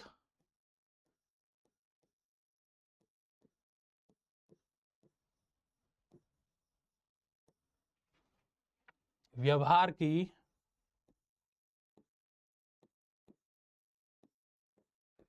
प्रकृति, ठीक है। अब हमने स्कोप देख लिया, अब हमने इसका क्षेत्र देख लिया, अब हम इसकी प्रकृति के बारे में अध्ययन करेंगे, इसकी क्या प्रकृति है, ठीक है। तो नेचर ऑफ ऑर्गेनाइजेशनल बिहेवियर यानी कि संगठनात्मक व्यवहार की प्रकृति क्या है, ठीक है, ये पढ़ाई करेंगे। पहला है a separate field of study and not a discipline, यानी कि ये जो है ना, इसमें 8 पॉइंट है, इसके पहला पॉइंट है अध्ययन का ये एक अलग क्षेत्र है और केवल अनुशासन नहीं है। इसका मतलब ये है कि ये सिर्फ एक अनुशासन ही नहीं है, ये तो एक पढ़ाई की अलग क्षेत्र है। यानी कि मतलब बहुत बार हम सोचते हैं कि यार मैनेजमेंट का मतलब यही होता है कि चीजों को अगर मैं मैनेज करके रखूं तो ये डिसिप्लिन का हिस्सा है, ये एक अनुशासन है। लेकिन ये बात सिर्फ अनुशासन तक ही सीमित नहीं है, ये अपने आप में एक फील्ड ऑफ स्टडी है, ठीक है। इसको ऐसे नहीं कहते मैनेजमेंट कौन सी पढ़ाई हो गई, है ना, ये तो अनुशासन है, जो मैनेज करना सीख गया वो अनुशासित हो गया, डिसिप्लिन हो गया, ऐसा नहीं, ये अपने आप में एक स्टडी है, इसलिए हम इसको पढ़ रहे हैं। जैसे इसके बारे में थोड़ा डिटेल में देखते हैं। परिभाषा के अनुसार एक अनुशासन एक स्वीकृत विज्ञान है। अब देखो अनुशासन भी एक स्वीकृत विज्ञान है, यानी कि discipline is an accepted science. Discipline भी एक साइंस है, हर चीज के पीछे साइंस छुपी है, बस हम जान नहीं पाते, हमें पता नहीं होता, लेकिन हर चीज में साइंस है, ठीक है। That is based on the theoretical foundation, जो कि सैद्धांतिक आधार पर आधारित है। यानी कि जिस अनुशासन की मैं बात करता हूं वो भी एक साइंस है जो कि थियोरटिकल फाउंडेशन पर टिकी हुई है। ठीक है। बट ओबी क्या है, ऑर्गेनाइजेशनल बिहेवियर, शॉर्ट फॉर्म है इसके, है ना, संगठनात्मक व्यवहार, has a multi interdisciplinary orientation and is thus not based on the specific theoretical background. यानी कि जो ओबी है, ओबी मतलब संगठनात्मक व्यवहार, शॉर्ट में लिखा है ऑर्गेनाइजेशनल बिहेवियर, इसमें बहु अंत विषयक, इसको हाईलाइट कर लो, है ना, इस पर क्वेश्चन बनते हैं हम, जब हम क्वेश्चन करेंगे ना तो ये इस तरह के क्वेश्चन बनेंगे। यह एक बहु अंतक विषयक अभिविन्यास है, यानी कि इसके बहुत सारे एस्पेक्ट हैं और इस प्रकार यह किसी विशिष्ट सैद्धांतिक पृष्ठभूमि पर आधारित नहीं है। यानी कि जो ऑर्गेनाइजेशनल बिहेवियर है, ये इसके पीछे कोई सिर्फ एक ही थ्योरी नहीं है, इसके बहुत सारे डायमेंशन है, ये मल्टी डिसिप्लिनरी है ना, ये किसी एक थ्योरी पर आधारित नहीं है, ये सिंगुलर वो नहीं कि मैंने एक थ्योरी बता दी है, इस पर बेस्ड है, ठीक है। Therefore, it is better reasonable to call OB as a separate field of study rather than a discipline only. इसीलिए संगठनात्मक व्यवहार को केवल अनुशासन ही नहीं, इसे एक किसी अलग क्षेत्र की स्टडी यानी उसकी पढ़ाई के रूप में कहना ज्यादा उचित होगा। यानी कि जो हमने हेडिंग दी है कि जो मैनेजमेंट है, जो ऑर्गेनाइजेशनल बिहेवियर है, ये केवल अनुशासन ही नहीं है, ये एक अध्ययन का अलग क्षेत्र है, it is the different field of study, ठीक है, क्योंकि ये किसी एक फिक्स थ्योरी पर आधारित नहीं है, तो मल्टी डिसिप्लिनरी है, इसलिए अपने आप में फील्ड ऑफ स्टडी हो गई। कोई एक चीज होती तो हम उसका रेफरेंस देके बता देते, तो इस चीज पर आधारित है, लेकिन ये अलग अलग तरह से डिसिप्लिन से बनी हुई है, इसलिए हम इसको एक क्या बोलेंगे, एक अलग तरह की फील्ड ऑफ स्टडी है, ठीक है। नेक्स्ट, दूसरा इसका क्या नेचर है, क्या प्रकृति है, एक अंतर विषय दृष्टिकोण, यानी एक इंटरडिसिप्लिनरी अप्रोच है ना, ये एक दृष्टिकोण भी है, लेकिन किस तरह का है, इंटरडिसिप्लिनरी, कैसे समझते हैं। Organisational behaviour is essentially an interdisciplinary approach to study human behaviour at work, यानी कि जो संगठनात्मक व्यवहार है वह अनिवार्य रूप से कार्यस्थल पर मानव व्यवहार का अध्ययन करने के लिए एक अंतर विषय दृष्टिकोण है। यानी कि कोई भी इंसान कार्यस्थल पर किस तरह से व्यवहार करता है, ये बस उसी चीज की स्टडी है, ठीक है। It tries to integrate the relevant knowledge drawn from a related disciplines like psychology, ये देखो ये भी कीवर्ड्स है, साइकोलॉजी, इसमें क्या क्या मिक्स है ऑर्गेनाइजेशनल बिहेवियर में, ये साइकोलॉजिकल भी है, ये सोशियोलॉजी भी है, ये एंथ्रोपोलॉजी भी है, ठीक है, to make them applicable for studying and analysing organisational behaviour. तो अगर आपको जो अभी हम मल्टी डिसिप्लिनरी की बात कर रहे थे वो क्यों है, क्योंकि इसमें क्या क्या चीजें सम्मिलित हैं, मेरे इसमें मनोविज्ञान यानी कि साइकोलॉजी भी है, मेरी इसमें सोशियोलॉजी यानी समाजशास्त्र का भी अध्ययन है, और मेरा इसमें एंथ्रोपोलॉजी यानी कि मानव विज्ञान, ठीक है, इसका भी, इन तीनों का मिक्स है ये, इसीलिए मल्टी डिसिप्लिनरी है। मनोविज्ञान आपको पता है, साइकोलॉजी, समाजशास्त्र आपको पता है, एंथ्रोपोलॉजी पता है किसी को, मानव विज्ञान, यानी कि ये एक तरह की सब्जेक्ट होती है जो आप अगर देखोगे तो यूपीएससी के ऑप्शनल में भी आती है ना, यूपीएससी ऑप्शनल में भी है एंथ्रोपोलॉजी, बहुत सारे लोग लेते भी हैं इसको। इसमें ये ऐसे मान के चलो, हिस्ट्री ऑफ ह्यूमन एवोल्यूशन, है ना, मतलब मानव विकास की इतिहास है ये। तो इसमें दो सब्जेक्टों का ज्ञान होना बहुत जरूरी है, एक तो हिस्ट्री की अच्छी समझ और एक इसमें बायोलॉजी की अच्छी समझ, मतलब मानव के विकास को हिस्ट्री के साथ, हिस्ट्री से दिखाया है कि किस तरह से एवोल्यूशन हुआ, है ना, इसलिए मानव विज्ञान है, दैट इज कॉल्ड एंथ्रोपोलॉजी, ठीक है। संबंधित विषयों से प्राप्त प्रासंगिक ज्ञान को एकीकृत करने का प्रयास करता है, यानी कि ये अलग अलग फील्ड के ज्ञान को एकीकृत करके उनको प्रासंगिक बनाने की कोशिश करता है, इसलिए यही मल्टी डिसिप्लिनरी है, ठीक है, उन्हें संगठनात्मक व्यवहार के अध्ययन और विश्लेषण के लागू किया जा सके। समझ में आया? चलो तीसरा इसका वो देखते हैं। N applied science, applied science क्या होती है, व्यवहारिक विज्ञान, अप्लाइड मतलब जिसे आम जीवन में, जिसे दैनिक जीवन में हम अप्लाई कर सकें, दैट इज कॉल्ड व्यवहारिक ज्ञान। The very nature of OB is applied, भाई जो इसका जो बेसिक नेचर है ना ओबी का, ओबी यानी ऑर्गेनाइजेशनल बिहेवियर का, वो अप्लाइड है, यानी कि जो ओबी की प्रकृति अप्लाइड, अप्लाइड का मतलब व्यवहारिक, अप्लाइड का मतलब व्यवहारिक, कोई पूछे ये अप्लाइड ही लिख दिया, इसका मतलब व्यवहारिक, ठीक है, दोनों वर्ड लिखें ताकि आपको कुछ टिपिकल वर्ड्स का पता रहे, व्यवहारिक। What OB basically does is that application of various research to solve the organizational problem related to human behavior. तो क्या करता है ये OB? ओबी मूल रूप से मानव व्यवहार से संबंधित संगठनात्मक समस्याओं को हल करने के लिए विभिन्न स्रोतों का अनुप्रयोग करता है। एक ऑर्गेनाइजेशन में 10 लोग होंगे तो उनके बीच में लड़ाई होना, कॉन्फ्लिक्ट होना, मतभेद होना बहुत ही लाजमी है। तो उन्हीं मतभेदों को सुलझाने के लिए ये अलग अलग तरह की रिसर्च, अलग अलग तरह के एप्लीकेशंस को यूज करके रिजॉल्व करने की कोशिश करता है। ठीक है। The basic line of difference between pure science and OB is that while the former concentrates of the fundamental researches, the latter concentrates on the applied research. शुद्ध विज्ञान और ओबी के बीच अंतर की मूल रेखा यही है कि जहां पहला वाला मूल शोधों पर ध्यान केंद्रित करता है तो दूसरा वाला व्यवहारिक शोधों पर ध्यान करता है। तो अगर मैं ये पूछूं कि अगर ये अप्लाइड साइंस है तो एक प्योर साइंस में, मतलब ये तो अप्लाइड हो गई, एक प्योर साइंस में और इसमें क्या अंतर हुआ?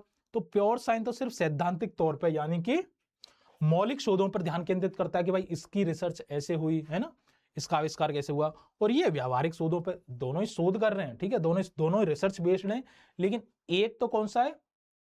मौलिक शोधों पर। मौलिक शोध मतलब फंडामेंटल जो रिसर्च हुई है। और जो हमारा ऑर्गेनाइजेशनल बिहेवियर है ये किस पे करता है? अप्लाइड रिसर्च पे, यानी कि व्यवहारिक शोधों पर हैं। दोनों रिसर्च बेस्ड ही, एक अप्लाइड वाला यानी कि व्यवहारिक वाला है, दूसरा फंडामेंटल रिसर्च वाला यानी कि जो मौलिक शोध है उन पर आधारित है। OB involves both applied research and its application in the organization analysis. Hence, OB can be both science and as well as art. देखो बहुत इंपॉर्टेंट है, ये मान के चलो यही क्वेश्चन है, ये क्वेश्चन आप स्टार मार्क कर लो। ठीक है, तो जो व्यवहारिक अनुसंधान और इसका अनुप्रयोग दोनों संगठनात्मक विश्लेषण में शामिल है। तो व्यवहारिक जो यार, अब देखो इसने यही तो कहा कि जो ऑर्गेनाइजेशनल बिहेवियर में दोनों चीजें आती हैं, अप्लाइड रिसर्च भी आती है और इसके एप्लीकेशन भी आते हैं। यानी कि मेरे जो ऑर्गेनाइजेशनल बिहेवियर है इसमें मेरा इसका अनुप्रयोग भी, दोनों का अनुप्रयोग भी आ रहा है और उसका संगठनात्मक विश्लेषण भी शामिल है। मतलब इसमें अनुसंधान भी शामिल है यानी रिसर्च भी शामिल है और उसका प्रयोग भी शामिल है। इसलिए मैं इसे विज्ञान भी कह सकता हूं और कला भी। भाई विज्ञान में इसलिए कह रहा हूं क्योंकि ये शोध पर आधारित है, कला इसलिए कह रहा हूं क्योंकि वो इसके अनुप्रयोग भी कर रहा है, कि इसमें अप्लाइड रिसर्च भी आ रही है इसलिए इसको साइंस भी कह सकते हैं और इसके एप्लीकेशंस भी आ रहे हैं ऑर्गेनाइजेशन में इसलिए हम इसको आर्ट भी कह सकते हैं। तो बन गया क्वेश्चन आपके यहीं से।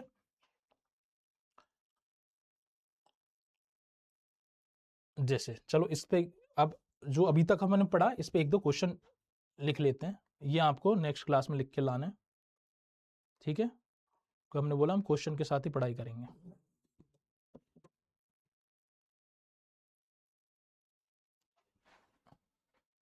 पहला क्वेश्चन लिखो, संगठनात्मक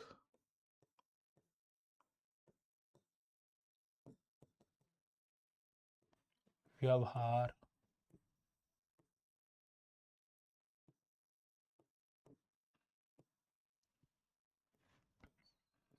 विज्ञान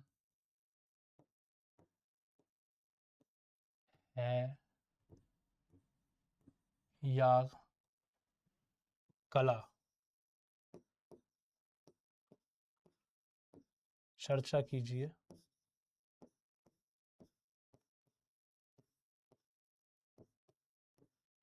ये आपको लिखना है 50 शब्दों में। ठीक है, ये वर्ड लिमिट बहुत इंपॉर्टेंट है, लिखने को कोई बहुत ज्यादा लिख देगा, बहुत कम भी लिख सकता है। ठीक है, यानी कि जो ओबी है इज वेदर साइंस और आर्ट।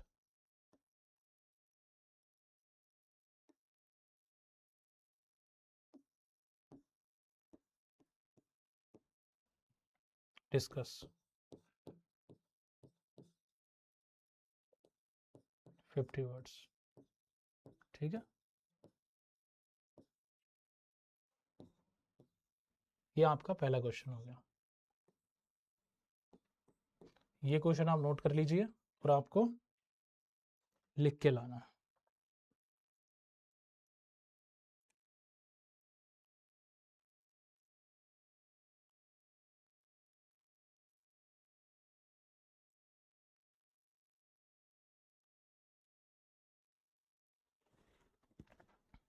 देख लिया।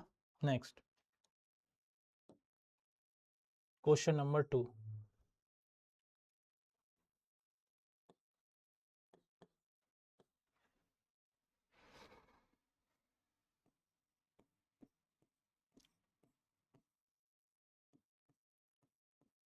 संगठनात्मक व्यवहार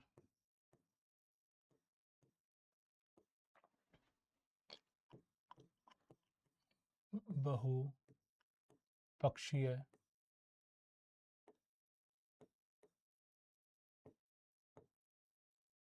अनुशासन है।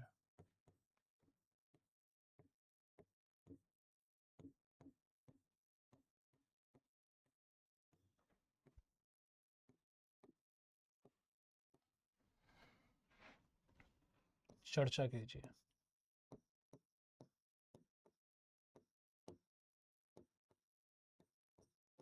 पचास शब्द।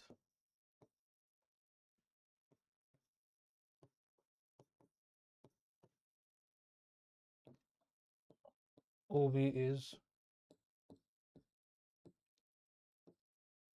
multidisciplinary. Discuss.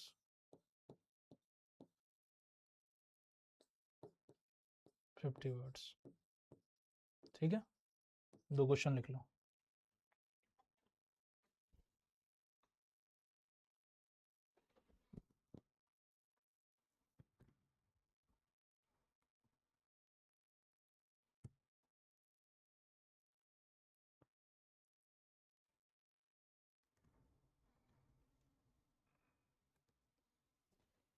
लिख लिया, चलो नेक्स्ट। चलो, फोर्थ इसका जो नेचर है वो है अ नॉर्मेटिव साइंस, यानी कि एक आदर्श विज्ञान। जैसे आप एथिक्स भी पढ़ते हो ना, नॉर्मेटिव एथिक्स, इसी तरह से एक नॉर्मेटिव साइंस है। यानी कि जो organisational behaviour is a normative science also, जो संगठनात्मक व्यवहार है ये एक आदर्श विज्ञान भी। अभी चर्चा की है विज्ञान और कला की, है ना, आपको प्रश्न भी दिया है तो वो आपको करके लाना है। ठीक है, तो विज्ञान ये एक आदर्श विज्ञान है। कैसे है देखते हैं। While the positive science discuss only cause-effect relationship, OB prescribes how the findings of applied researches can be applied to socially accepted organization goal. देखो, जो नॉर्मल साइंस है ना, यानी कि जो हमारी पॉजिटिव साइंस यानी जो नॉर्मल साइंस है वो केवल कॉज और इफेक्ट पे बात करती है ना। कॉज और इफेक्ट में क्या रिलेशनशिप है, यानी कि जैसे न्यूटोनियन फिजिक्स की बात करें, किसी की बात करें कि मैंने फोर्स लगाया तो मेरा डिस्प्लेसमेंट हुआ। ठीक है, यानी कि मेरा कॉज है फोर्स, मेरा जो उसका इफेक्ट है वो है डिस्प्लेसमेंट। कॉज इफेक्ट उनकी रिलेशनशिप, कॉज था मेरा फोर्स यानी एफ, इफेक्ट था मेरा डिस्प्लेसमेंट। ठीक है, तो कॉज और इफेक्ट की बात हो गई, इसी से फॉर्मूलेज बन गए। लेकिन मेरी जो ओवी है वो तो एक नॉर्मेटिव साइंस है, यानी आदर्श विज्ञान। क्या फर्क है इसमें, ये प्रिस्क्राइब करती है how findings of applied researches, यानी कि जो रिसर्च हुई उनको अगर हम अप्लाई करें तो उनको मेरी जो ऑर्गेनाइजेशनल के गोल हैं, लेकिन जो सोशली एक्सेप्टेड होने चाहिए। अब हो सकता है आपके कुछ जो लक्ष्य हैं वो अनैतिक हों, है ना, जो सामाजिक रूप से स्वीकृत ही ना हो, है ना, या वो आम आदमी के लिए, आम जनता के लिए एडवर्स फैक्टर डाल रहे हो, जो गलत प्रभाव डाल रहे हो। इसीलिए हम शोधों से सिर्फ उन्हीं चीजों का अप्लाई करते हैं अपने ओवी पे जो सोशली एक्सेप्टेड हो और हमारे गोल्स को मैच कर रहे हो। ठीक है, सकारात्मक विज्ञान केवल कारण प्रभाव संबंध की चर्चा करता है और ओवी यह निर्धारित करता है कि व्यवहारिक शोध के निष्कर्षों को सामाजिक रूप से स्वीकृत, ये देखो ये कीवर्ड है, सामाजिक रूप से स्वीकृत होना चाहिए भैया, है ना, सोशली एक्सेप्टेड होना चाहिए और हमारे लक्ष्य भी पूरे हो जाएं। तो सामाजिक रूप से स्वीकृत भी है और हमारे लक्ष्य पूरे हो रहे हैं, ऐसे रिसर्च की हमको जरूरत है। Thus, OB deals with what is accepted by the individuals and society engaged in organization. Yes, it is not that OB is not normative at all. यानी कि OB किसी संगठन में लगे व्यक्ति और समाज द्वारा स्वीकृत किया जाता है, उससे संबंधित है। ठीक है, लेकिन ऐसा नहीं है कि OB बिल्कुल भी मानक नहीं है। दरअसल ओबी मानक भी है जो प्रबंधन सिद्धांतों के प्रसार से अच्छी तरह से रेखांकित होता है। यानी कि OB is normative as well that is underscored by proliferation of management theory. ये केवल नॉर्मेटिव ही नहीं है बल्कि ये जो मेरा, देखो it is not that OB is not normative at all, ये सिर्फ केवल नॉर्मेटिव यानी कि एक आदर्श ही नहीं है इनफैक्ट, जबकि ये क्या है, और as well as underscored by the proliferation of management theories. यानी कि ऐसा नहीं है कि ओबी केवल बिल्कुल भी मानक नहीं है, वो प्रबंधन सिद्धांतों के प्रसार से अच्छी तरह से रेखांकित भी होता है। ठीक है, नेक्स्ट पढ़ें। नेक्स्ट है अपना फिफ्थ वाला, एक मानवतावादी और आशावादी दृष्टिकोण, यानी कि एक ह्यूमनिस्टिक एंड ऑप्टिमिस्टिक अप्रोच। तो संगठनात्मक जो व्यवहार है ना, संगठनात्मक व्यवहार है संगठन में काम करने वाले लोगों के प्रति मानवतावादी दृष्टिकोण लागू करता है। यार काम सभी कर रहे हैं, पैसा कमा रहे हैं, लेकिन सब मेहनत का कमा रहे हैं, इसलिए उनके प्रति थोड़ा सा हमको ह्यूमनिस्टिक होना चाहिए, यानी कि मानवतावादी होना चाहिए।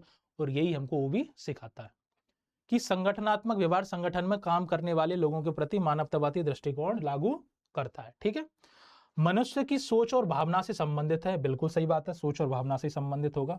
ठीक है, ओबी इस विश्वास पर आधारित है कि लोगों में स्वतंत्र, रचनात्मक और उत्पादक बनने की जन्मजात इच्छा होती है। वो मान के चल रहा है कि आप में रचनात्मक, स्वतंत्र और उत्पादक बनने की क्षमता है, और यह भी महसूस करता है कि संगठन में काम करने वाले लोग इन क्षमताओं को साकार कर सकते हैं। मतलब उसे अपने एम्प्लॉइयों पर विश्वास है कि वो हर कुछ कर सकते हैं, यू कैन डू इट, और करेंगे, और अगर अभी तक नहीं कर पा रहे हैं तो करेंगे भी यदि उन्हें उचित परिस्थितियां और वातावरण दिया जाए। तो वो ये भी मानता है कि अगर कोई अभी तक नहीं कर पा रहा है, अपनी एफिशिएंसी नहीं दिखा रहा था, हो सकता है उसको उचित वातावरण ना मिला हो, तो उसको अगर सही परिस्थितियां दी जाए, उसको सही वातावरण दिया जाए, तो वहां पर भी वो परफॉर्म कर लेगा। ठीक है, इन किसी पर्यावरण किसी संगठन में काम करने वाले श्रमिकों के प्रदर्शन पर कार्य को प्रभावित करता है। अब आपका वर्क एनवायरनमेंट कैसा है, आपका पर्यावरण आसपास, पर्यावरण का मतलब आपका वर्क एनवायरनमेंट कैसा है, आपके ऑर्गेनाइजेशन कहाँ पर है, आसपास लोग कैसे हैं, है ना, किस सोसाइटी में है ना, किस एरिया में, रूरल में है ना, या मेट्रोपोलियन सिटी में, तो वो आपके प्रदर्शन को, आपके जो एम्प्लॉय हैं उनकी एफिशिएंसी को भी प्रभावित करता है। ठीक है, organisational behaviour applies humanistic approach towards people working in the organisation. It deals with the thinking and feeling of the human beings. OB is based on the belief that people have an innate desire to be independent. ये सारे keywords हैं, लिखा थे ना, यहाँ भी अपन ने keyword लिखे, स्वतंत्र मान के चलता है, स्वतंत्र हैं, रचनात्मक हैं, उत्पादक हैं, ये सारे कीवर्ड्स हैं। ठीक है, और उन्हें अगर उचित परिस्थितियां दी जाए और उचित वातावरण दिया जाए तो वो परफॉर्म कर लेंगे, है ना, वही हो गया independent, creative and productive. It also realises that people working in the organisation can and will actualize these potential if they are given proper conditions. वो कर पाएंगे अगर उन्हें प्रॉपर कंडीशन दी जाए। एंड एनवायरमेंट, ठीक है, एनवायरमेंट वो दी जाए, एनवायरमेंट अफेक्ट्स परफॉर्मेंस और workers working in an organisation. तो नेक्स्ट क्वेश्चन यही है आपका, question number 3,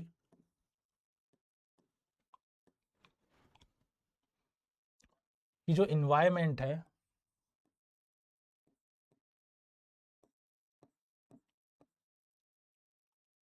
how environment affects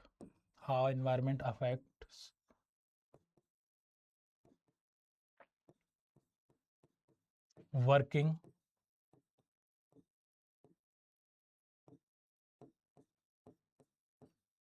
efficiency of workers.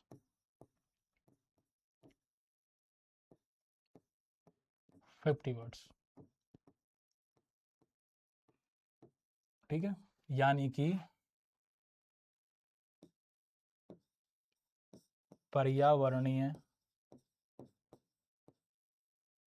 या वातावरणीय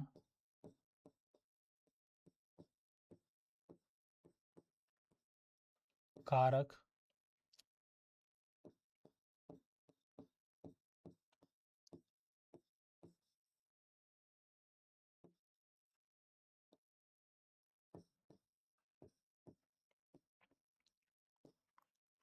कार्यस्थल पर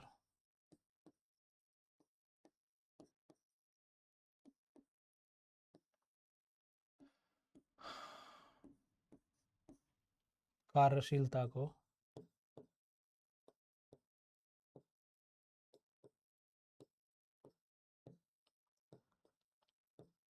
किस तरह प्रभावित करते हैं?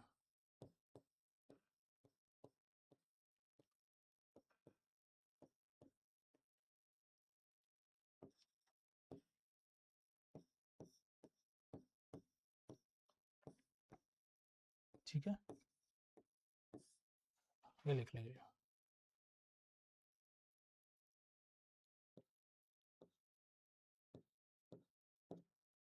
लिख लीजिए सर।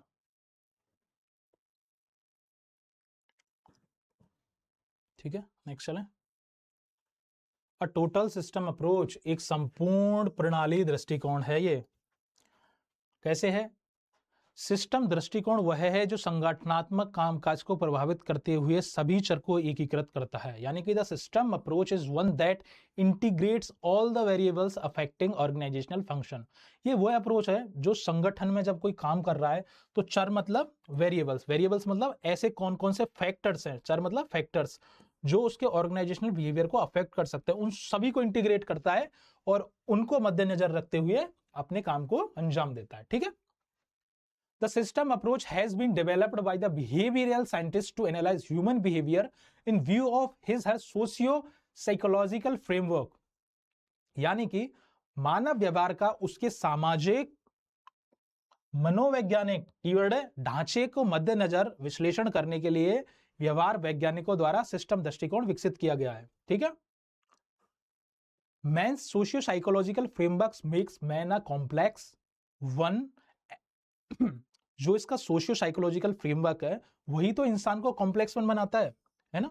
यानी कि जो मनुष्य का सामाजिक मनोवैज्ञानिक ढांचा है वही तो मनुष्य को जटिलता प्रदान कर रहा है। And the system approaches tries to study his her complexity and find solution to it. तो उसका यही तो मतलब रहा, जो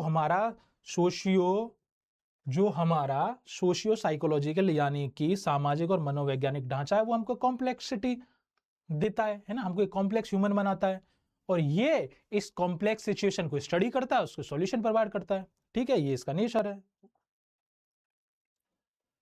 7th है प्रबंधन का अभिन्न अंग, इंटीग्रल पार्ट ऑफ मैनेजमेंट। यानी जो ओबी है वो general management not the whole, कि ओबी एक सामान्य प्रबंधन का हिस्सा है, ये संपूर्ण प्रबंधन नहीं है। भाई मैनेजमेंट तो अपने आप में एक बहुत ही ब्रॉड पर्सपेक्टिव है, ओबी बस उसका एक हिस्सा है, वो सबसेट है। अगर ये पूरा मैनेजमेंट है तो ओबी उसका ये हिस्सा है, बस ये मैनेजमेंट है तो ये ओबी है। ओबी अपने आप में मैनेजमेंट नहीं है वरना मैनेजमेंट का एक हिस्सा है, लेकिन इंटीग्रल पार्ट है, अभिन्न हिस्सा है। अभिन्न हिस्सा क्या होता है कि उसके बिना काम नहीं चल सकता, आप इसको हटा नहीं सकते, हटा दिया तो गड़बड़ हो जाएगी। ठीक है, it represents behavioural approach to management because of the importance of human behaviour in organisation. यह संगठनों में मानव व्यवहार के महत्व के कारण प्रबंधन के लिए व्यवहार दृष्टिकोण का प्रतिनिधित्व करता है। ठीक है, एनालिसिस ऑफ बिहेवियर यानी व्यवहार का विश्लेषण, ये व्यवहार का भी विश्लेषण करता है। कैसे? ओबी में व्यवहार के 3 स्तर शामिल हैं, अभी हमने पढ़ा था, व्यक्तिगत, समूह और संगठनात्मक, संगठन का व्यवहार। यानी कि OB involves 3 level of behaviour, individual, group and organisational behaviour. It helps in demolishing incorrect assumptions one may hold about behaviour. यह व्यवहार के बारे में किसी गलत धारणाओं को ध्वस्त करने में मदद करता है। किसी के बारे में हमने सिर्फ कुछ इंफॉर्मेशन से ही या कुछ पहलुओं को जानते हुए ही एक गलत धारणा बना ली तो ये उस व्यक्ति के बारे में एक समग्र, क्योंकि एक समग्र समझ रखता है, समग्र इसके पास टूल्स हैं, कुछ ऐसे हैं जिनसे वो उसके बारे में एक समग्र जानकारी प्राप्त कर सकता है। इसलिए किसी के बारे में अगर मिसकंसेप्शन हो गया है, गलत धारणा बन गई है, तो उसको भी ध्वस्त करने में ये मदद करता है। ठीक है, समझ में आया? तो हमने अपने सिलेबस की 2 यूनिट्स पूरी कर ली हैं। पहले में हमने पढ़ा था स्कोप ऑफ ओबी, यानी कि जो मेरा संगठनात्मक व्यवहार है उसका क्षेत्र, और दूसरा पढ़ा था हमने नेचर ऑफ ओबी, यानी कि जो मेरी संगठनात्मक व्यवहार है उसकी प्रकृति। अब इसमें तीसरा है मॉडल्स ऑफ ऑर्गेनाइजेशनल बिहेवियर, यानी कि संगठनात्मक व्यवहार के मॉडल। मतलब ये तो ठीक है, अब ये किस किस मॉडल पर काम करता है, कैसा कैसा हो सकता है, आओ उसको जानते हैं। ठीक है, सबसे पहले आता है ऑटोक्रेटिक मॉडल। ऑटोक्रेटिक को क्या बोलते हैं? ऑटोक्रेसी, आपने पॉलिटी में भी पढ़ा होगा, है ना, यानी कि निरंकुश मॉडल। ऑटोक्रेसी क्या होती है? निरंकुश। ऑटोक्रेसी का मतलब क्या होती है कि जो हूं मैं ही हूं। ऑटोक्रेट मतलब क्या होता है? मैंने जो कह दिया वो अंतिम है। ऑटोक्रेट का मतलब क्या होता है? डिक्टेटरशिप। ऑटोक्रेट का मतलब होता है मैंने कह दिया वो अंतिम है और करना ही पड़ेगा, है ना, यही ऑटोक्रेसी है, इस वर्ड का यही मतलब है। और अगर इसी का मॉडल है तो इस मॉडल में क्या हो रहा होगा कि इसमें जो पावर है ना वो एक ही बंदे के हाथ में होगी। एक ही बंदे का मतलब मैनेजमेंट के पास होगी। उसने जो कह दिया, उसने जो रूल निकाल दिया, उसने जो आदेश दे दिया, उसकी पालना होनी चाहिए, नहीं तो एम्प्लॉय को बर्खास्त कर दिया जाएगा, कुछ भी कर दिया जाएगा, ठीक है। Also known an authoritarian model. अच्छा, ये भी कीवर्ड है। ऑथोरिटेरियन का मतलब क्या हो गया? ये आदेशात्मक वाला वो हो गया मॉडल, कि इसमें सिर्फ आदेश दिए जाएंगे, यानी कि ये सत्तावादी मॉडल के रूप में भी जाना जाता। सत्तावादी हो गया, आदेश दिए जाएंगे, यानी कि मान के चलो ये आपका बॉस है, ये उसके बहुत सारे एम्प्लॉय हैं, ठीक है। इसमें वन वे कम्युनिकेशन होगा। इसने बस कोई एक ऑर्डर दे दिया तो दे दिया, इसने जो कह दिया, बॉस इज ऑलवेज राइट वाला सीन चलता है यहाँ पे, कि बॉस ने जो कह दिया, बॉस इज ऑलवेज राइट, ये इनको करना ही पड़ेगा, सही गलत से बात फर्क नहीं पड़ती। तो यहां जो बात हो रही है वो हो रही है पावर की, कि जिसकी पावर है उसकी चलेगी, जिसकी लाठी उसकी भैंस, यानी कि ये पावर वाली चीज है, सत्तावादी है। इस मॉडल का मौलिक स्तर शक्ति है, ये पावर बेस्ड है, ठीक है। इस प्रतिमान के अनुसार कार्यकर्ता अनुपालन और अनुशासन पर केंद्रित है। शीर्ष प्रबंधन ही एकमात्र समूह है जिसके पास शक्ति है, यानी कि इसमें टॉप मैनेजमेंट की ही चलती है, उसने जो कह दिया वो अंतिम है। उनका ऐसा मानना होता है इस मॉडल के अंतर्गत कि भाई जो हमारे नीचे वाले अधीनस्थ हैं उनको केवल शक्ति से ही रोका जा सकता है, उनको शक्ति से ही कंट्रोल काबू में किया जा सकता है, क्योंकि मानव बाई नेचर काम नहीं करना चाहता, ऐसा मान्यता है। तो उसको कंट्रोल करना है इनको, लेकिन उसको ये कह रहे हैं कि सिर्फ शक्ति से ही कंट्रोल किया जा सकता है, यानी डिक्टेटरशिप, यानी निरंकुश, किसी के ऊपर कोई अंकुश नहीं है, जो हमने कह दिया वही सत्य है, ठीक है। कंपनी में जितने भी निर्णय होंगे, रणनीति बनेगी, नीतियां बनेंगी, वो वरिष्ठ प्रबंधन के द्वारा ही बनाई जाएंगी, ऊपर वाले ही करेंगे सारे काम। निचले स्तर के कर्मियों को उनके निर्देशों का अनुपालन करना ही करना पड़ेगा, मस्ट है। उनके अनुपालन अगर नहीं किया तो उन्हें बर्खास्त की यानी सस्पेंड कर दिया जाएगा, या और उनके साथ कुछ भी उनके ऊपर एक्शन लिए जाएंगे, ठीक है। तो इसमें एम्प्लॉय कैसे काम करेगा? डर डर के। तो इसमें होता क्या है कि अगर यार इस तरह से काम कर रहा है कि आदेशात्मक, बस एक आदेश आ रहा है उसको फॉलो ही करना है ब्लाइंडली, तो इस मॉडल के तहत जो सुरक्षा की कमी है, वरिष्ठों पर निर्भरता है, और उस कम वेतन के कारण, न्यूनतम प्रदर्शन के कारण लोग आसानी से चिढ़ जाते हैं। ये इस मॉडल की मुख्य समस्या है। कोई पूछे भाई इससे दिक्कत क्या है, तो यार एक तो इसमें कोई सुरक्षा की कमी है कि क्या पता कब ऊपर वाला कहे और हम ना कर पाए तो कभी भी वो हमको फायर कर दे। दूसरा, हमें हर काम के लिए अपने से सीनियर को पूछना है, तो हमेशा दूसरे पे डिपेंडेंट रहना है, मतलब हम अपने खुद की रचनात्मक, हम अपना खुद का कुछ तो कर ही नहीं सकते, ठीक है। और तीसरा, कम वेतन, उसने जितना निर्धारित कर दिया हमें उतना ही लेना पड़ेगा, तो इससे उस इंसान में चिढ़ बनी रहती है, उसमें कोई मोटिवेशन नहीं है काम करने का। ये इसकी सबसे नेगेटिव चीज है, लेकिन ये नहीं होना चाहिए, ठीक है। नेक्स्ट है कस्टोडियल मॉडल। कस्टोडियल मॉडल क्या होता है? अच्छा, कस्टोडियल किससे, लगभग इसको ऐसे समझो ये मनी से रिलेटेड है ना। और कस्टोडियल है मतलब कस्टडी, यानी कि हम किसी को प्रिजर्व करेंगे, है ना, प्रिजर्व यानी किसी को सेव करेंगे, मतलब किसी को हम सेफ्टी देंगे, किसी कस्टोडियन बनेंगे, ठीक है। ऐसे याद रखना, जब भूल जाओगे अरे इसके अंदर क्या था कस्टोडियल, इसको तो हिंदी में भी कस्टोडियल ही बोल रहे हैं, तो इसको हम कैसे याद रखेंगे कि यार कस्टोडियल में दो कीवर्ड हैं, एक तो मनी है, एक हम किसी को सुरक्षा प्रदान कर रहे हैं। तो दो कीवर्ड याद होंगे तो आप अपना सेंटेंस फ्रेम कर पाओगे। कैसे कर पाओगे? इस प्रतिमान के अनुसार एक समान पारिश्रमिक संरचना की कंपनी के अंदर कंपनियों के उत्साह और उत्पादक को बढ़ाती है। कर्मचारियों को नौकरी में स्थिरता, उचित मुआवजा, बोनस, सवैतनिक अवकाश और पुरस्कार सहित कई वित्तीय गैर वित्तीय सुविधाएं देना इस रणनीति का मुख्य लक्ष्य है, जिसका उद्देश्य अच्छे कर्मचारी रखना, प्रेरणा और उत्पादकता को बढ़ाना। इसने क्या किया? ऑटोक्रेट में क्या होता है कि जो सारी शक्ति होती है ना वो सीनियर्स के पास होती है, टॉप मैनेजमेंट, लेकिन और उसमें जो कर्मचारी हैं वो भी लॉयल होते हैं, यानी जिनको रिपोर्ट करनी होती है अपने सीनियर मैनेजमेंट को करनी होती है। इसमें वही चीज शिफ्ट हो गई है हायर मैनेजमेंट के बजाय खुद ऑर्गेनाइजेशन के प्रति। इसमें मतलब हर आदमी ऑर्गेनाइजेशन के लिए काम करेगा, अपने सीनियर के लिए काम नहीं करेगा।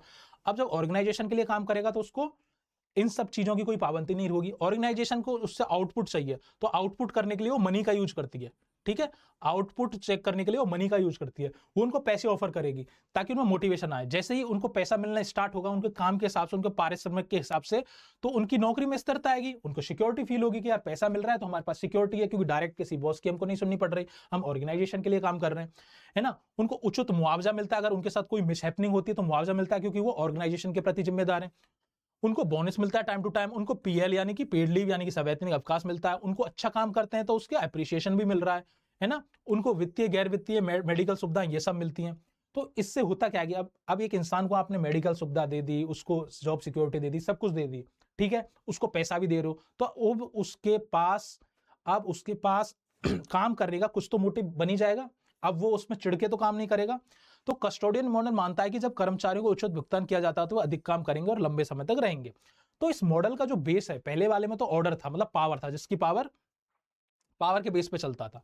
तो पहला मॉडल था, अगर उसमें आपको कीवर्ड याद रखना है तो क्या था, पावर, ये पावर बेसिस था, इसमें जो पावर है वही सर्वोच्च। दूसरे में जो मनी है ना, ये मनी मॉडल है, ठीक है, ये मनी है, ये धन के आधार पे चलता है, धन, ठीक है, ये पहले लिख चुका हूं, ठीक है। व्यवसाय पर्याप्त संसाधनों के साथ इस रणनीति का उपयोग करते हैं, वित्तीय संसाधनों पर निर्भर है, यह रणनीति प्रबंधन या बॉस के बजाय कंपनी पर भरोसा करने को प्रोत्साहित करती है। लोग निष्क्रिय रूप से सहयोग करते हैं क्योंकि वे संतुष्ट हैं लेकिन बहुप्रेरित नहीं है। अब देखो इसका नेगेटिव क्या है कि ठीक है, अच्छा पैसा मिल रहा है, सिक्योरिटी मिल रही है, पुरस्कार मिल रहे हैं, है ना, एप्रिसिएशन मिल रहा है, ऑर्गेनाइजेशन दे भी रही है, पर वो सिर्फ पैसा मिल रहा है ना इसलिए काम कर रहे हैं, वो खुद से मोटिवेटेड नहीं है कि हमें काम क्यों करना चाहिए। पैसा मिल रहा है, काम तो कर रहे हैं, एफिशिएंसी तो दिखा रहे हैं, लेकिन वो अंदर से मोटिवेशन नहीं है कि हम काम क्यों करें, बस पैसा है, सिक्योरिटी है, मेरे काम चल रहे हैं इसलिए मैं काम कर रहा हूं। ये इसके नेगेटिव्स हैं। तीसरा मॉडल मेरा आता है सपोर्टिव मॉडल। देखो नाम में है सहायक मॉडल, सपोर्टिव मतलब इसमें कोई सपोर्ट कर रहा होगा। देखते हैं, पढ़ते हैं क्या होता है। यह दृष्टिकोण मानता है कि यद्यपि कर्मचारी खुद हद तक स्वप्रेरित हो सकते हैं, मतलब जो मेरा कस्टोडियन मॉडल था उसमें यही तो बात थी कि भाई इसमें आदमी में मोटिवेशन नहीं है, स्वप्रेरित नहीं है, वो बस मनी के हिसाब से काम कर रहा है, लेकिन उसमें कुछ काम करने की खुद से इच्छा पैदा नहीं होती। तो हम बस उसमें उसी कमी को फिक्स कर रहे हैं कि इसमें हम कोशिश करेंगे कि कर्मचारी कुछ हद तक स्वप्रेरित हो सकता है। मतलब इस approach assumes that although employee may be somewhat self motivated, they nevertheless request managerial help to achieve the best. हो सकता है कोई कर्मचारी खुद से मोटिवेटेड हो, फिर भी उन्हें अपना सर्वश्रेष्ठ हासिल करने के लिए प्रबंध की सहायता की आवश्यकता होगी। भाई कहते हैं ना, अकेला चना बाहर नहीं फोड़ सकता, तो खुद कितना ही मोटिवेटेड हो, लेकिन जब तक उसको किसी की हेल्प की जरूरत होगी, भाई अपने से सीनियर्स की भी जरूरत पड़ेगी क्योंकि उनके पास अनुभव है ना, वो अच्छी तरह से समझते हैं। अकेला चाहे कितना ही अच्छा कर ले, लेकिन बहुत दूर तक नहीं जाएगा, ठीक है, जल्दी चल सकता है लेकिन ज्यादा दूर तक नहीं जाएगा। परिणाम स्वरूप एक सहायक मॉडल का लक्ष्य प्रबंधकों को और उनके स्टाफ सदस्यों के बीच बातचीत करने को मजबूर करता है।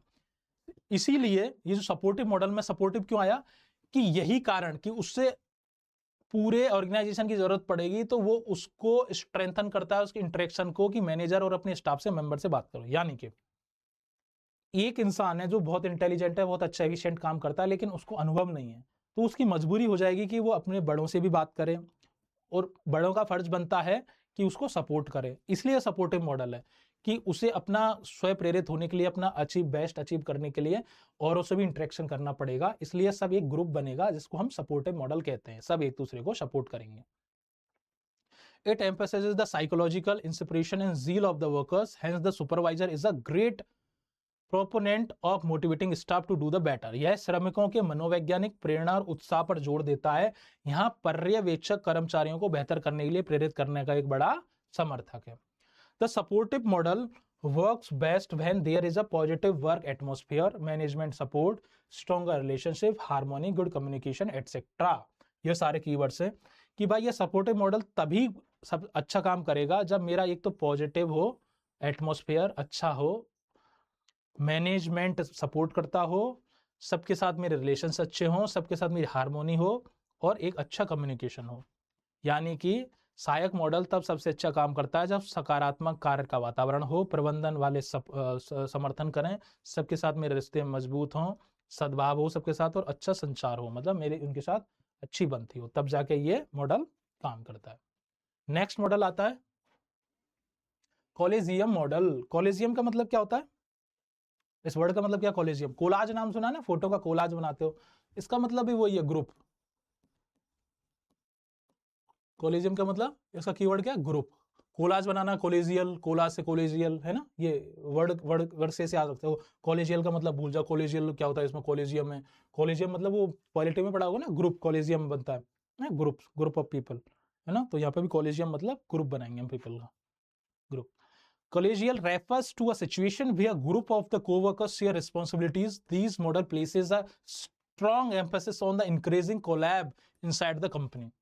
कोलेजियम उस स्थिति को संदर्भित करता है जहां सहकर्मियों की समूह जिम्मेदारियां साझा करते हैं। यह मॉडल कंपनी के अंदर सहयोग को प्रोत्साहित करने पर जोर देता है। देखो जैसा कि नाम में ही लिख रहा है कोलेजियल, यानी कि यहाँ जो टास्क दी जाएगी वो ग्रुप को दी जाएगी, और जब ग्रुप को दी जाएगी तो सब एक दूसरे की हेल्प करेंगे, एक शेयर्ड रिस्पॉन्सिबिलिटी होगी, ग्रुप पे सबकी जिम्मेदारी होगी।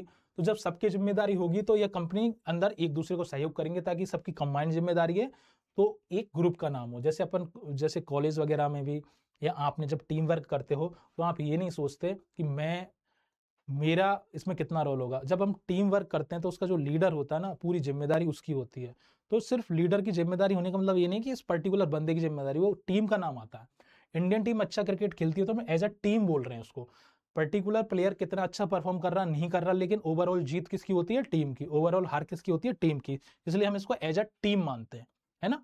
यही कॉलेजियम मॉडल है। The manager serves both as a mentor and the member of the team. इसकी खास बात यह कि इसका जो मैनेजर है ना, वो अपने आप को उनका बॉस नहीं मानता, वो टीम का मेंबर भी है और उनको मैनेज भी कर रहा है। Their job is to encourage team work and make sure the team performs well. बस उसका एक ही लक्ष्य है कि भाई भले ही मैं इनके साथ काम करूं, है ना, या इनसे काम करवाऊं, लेकिन काम हो, मेरी एफिशिएंसी निकले। The routinely encourage cooperation and keeps track of the outcomes. वो नियमित रूप से सहयोग को प्रोत्साहित करते हैं और परिणामों पर नजर रखते हैं। वो परिणाम को ट्रैक करता है और खुद उस टीम का मेंबर बनता है। सिर्फ वो और मॉडल्स की तरह नहीं कि ऊपर बॉस बन के बैठा है, उसका काम सिर्फ आदेश देना है, अनुपालना नहीं। This approach presupposes teamwork is the superior to working alone and can be lead to the more significant outcome। ये अप्रोच ये मानती है, ये दृष्टिकोण ये मानता है कि टीम वर्क अकेले काम करने से ज्यादा बेहतर है। हो सकता है आपको एक चीज में अच्छे हो, दूसरा दूसरी चीज में अच्छा हो, तो सब मिलके काम करेंगे तो सबके जो पॉजिटिव्स एक साथ मिल जाएंगे तो उससे अच्छा आउटकम आएगा। ठीक है। As managers and employees collaboration as a team, their bonds become stronger. They attend crucial meetings. Their opinions are respected. Everyone appears to respect one another, and harmonious work atmosphere is profound. अब देखो, जब इसमें चाहे boss हो, manager हो, team leader हो, सारे team जब सब लोग एक साथ मिलकर काम करते हैं एज अ टीम मेंबर, तो एक साथ मीटिंग भी अटेंड कर रहे हैं, एक दूसरे की बात भी सुन रहे हैं, तो यहाँ हर आदमी को एक बराबर मौका मिलता है अपनी बात रखने का। जैसे ऑटोक्रेट मॉडल में तो आप बता ही नहीं सकते थे, वन वे कम्युनिकेशन था। और मॉडल में भी आप बॉस आपको आदेश देता है, बता सकते हो, लेकिन जरूरी नहीं वो माने। लेकिन यहाँ पे क्योंकि आपका बॉस भी, आपका मैनेजर भी आपकी एज अ टीम काम कर रहा है, तो आपकी उसके साथ बॉन्डिंग भी अच्छी होगी। ठीक है। लास्ट आता सिस्टम मॉडल। सिस्टम मॉडल क्या है? The system model discusses the organisation structure, culture, working environment and consistent policies. System model संगठनात्मक संरचना, संस्कृति, कार्य वातावरण और सुसंगत नीतियों पर चर्चा करता है। It works to achieve balance between the objectives of the individual and the organization, assuming that people have varying goals, abilities and potential। यह मानता है कि हम लोगों के जो लक्ष्य हैं, क्षमताएं हैं, और जो हमारे क्षमताएं हैं और हमारी जो पोटेंशियल है वो सब अलग अलग है। ठीक है। संगठन के प्रबंधक और कर्मचारी सदस्य स्थापित उद्देश्यों को प्राप्त करने और मदद करने के लिए अपने हितों का निवेश करते हैं। सभी स्टाफ सदस्यों और प्रबंधन को यह महसूस करना चाहिए कि संगठन के साथ उनका रिश्ता और साझा उद्देश्यों को कैसे पूरा किया जाए, इस बात पर सहमत होना चाहिए। यानी कि all staff members and the management should feel that they have a relationship with the organization and agree on how to accomplish their objectives। A positive workplace atmosphere, communication and collaboration and value to employees and the community are only a few advantages। एक सकारात्मक कार्यस्थल का माहौल, संचार, सहयोग और कर्मचारियों और समुदाय के लिए मूल्य सिस्टम मॉडल के केवल कुछ फायदे हैं। ठीक है। तो सिस्टम मॉडल भी ऐसा है कि इसमें हम एज अ सिस्टम काम कर रहे हैं। ठीक है। पहले में वन वे कम्युनिकेशन था, इसमें दूसरे में बात हुई थी मनी की, लेकिन मोटिवेशन नहीं था। तीसरे में मोटिवेशन आ गया।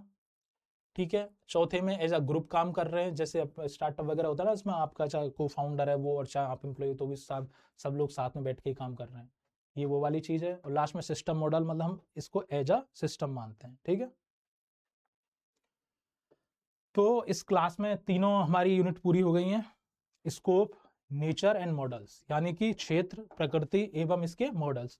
ठीक है, बाकी के टॉपिक्स हम नेक्स्ट क्लास में करेंगे। और इसमें एक क्वेश्चन, जैसे हम 3 क्वेश्चन लिख चुके हैं, चौथा क्वेश्चन यही होगा कि discuss the different models of ओवी, यानी कि इसके विभिन्न मॉडलों को डिस्कस कीजिए। ये भी आपको 5 नंबर के क्वेश्चन में करना। तो आपको 4 क्वेश्चन हो गए, चारों क्वेश्चन को आपको आंसर राइटिंग करनी है 50 शब्दों में, और अगली क्लास में आने से पहले आपको ये सबमिट करना है ना, तभी आपको अगली क्लास सार्थक है। वो भी कंटिन्यू इसलिए लिखा है कि अभी 3 टॉपिक हुए, अभी वो भी ऑर्गेनाइजेशन बिहेवियर की और क्लासेस आना बाकी हैं। क्लास कैसी लगी ये भी आप बता सकते हैं, है ना। Thank you very much. चलो मिलते हैं अगली क्लास में।